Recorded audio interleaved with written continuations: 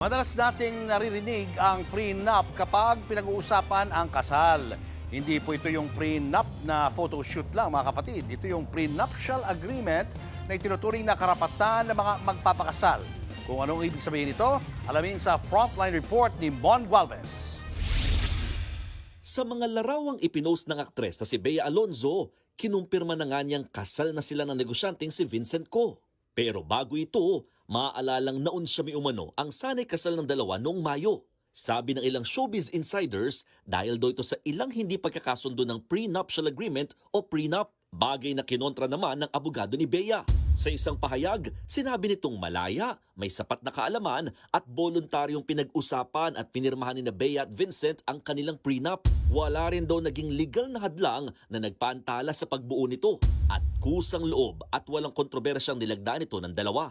Pero ano nga ba ang prenuptial agreement? Sabi ng abogadong si Attorney Raymond Fortun, may tuturing itong karapatan ng magpapakasal ayon sa family code. The prenup is there in order to protect or protektahan po yung isang party po na medyo nakakalamang dahil nga may kinita na siya or through her own efforts or probably dahil dun sa kanilang mga minana. No? So napoprotektahan po yung pong mga properties po na yon. May tatlong uri ng prenup sa bansa. Una, ang complete separation of property o kanya-kanyang hawak ng yaman at walang pakialamanan. Pangalawa, ang conjugal partnership of gains na nagsasabing ang yaman bago kay kasal ay sa iyo lang, pero ang kikitain habang kasal na kayo ay paghahatian. At panghuli, ang absolute community of property. Ibig sabihin yan, ang yaman ng parehong panig bago pa sila ikasal at ang mga naipon habang kasal ay pagsasamahin at 50-50 na paghahatian. Kapag walang prenup, ito ang default o umiiral na kondisyon sa batas. Madalas negatibong naiisip ng mga tao kapag binabagit ang prenup dahil sa tila kawalan ng tiwala. Pero ang usapin, hindi lang daw para sa mga mayayaman, kundi kahit nga ordinaryong mamamayan ay pwede rin daw makinabang. Sa absolute community of property, what is yours is mine and what is mine is yours. And kasama doon pati yung utang, pati yung mga obligasyon.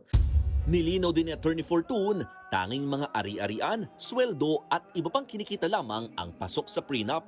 Hindi pwedeng pinag-uusapan yung mga bagay na hindi properties. For example, kung kanino mapupunta yung anak in case na maghiwalay, kung saan sila titira. Bilang paalala, dapat daw nakasulat, pirmado, rehistrado sa local civil registry at gagawin lamang ang prenup bago ang kasal. Pero sa huli, hindi ro dapat maging hadlang ang ganitong kasunduan para sa mga may balak magpakasal na tunay namang nagmamahalan. Nagbabalita mula sa Frontline, Mon Gualvez, News 5. Mga kapatid, Julius Babaw po. Para sa komprehensibo at makabuluhang balitaan at talakayan, mag-follow at mag-subscribe na sa social media pages ng News 5.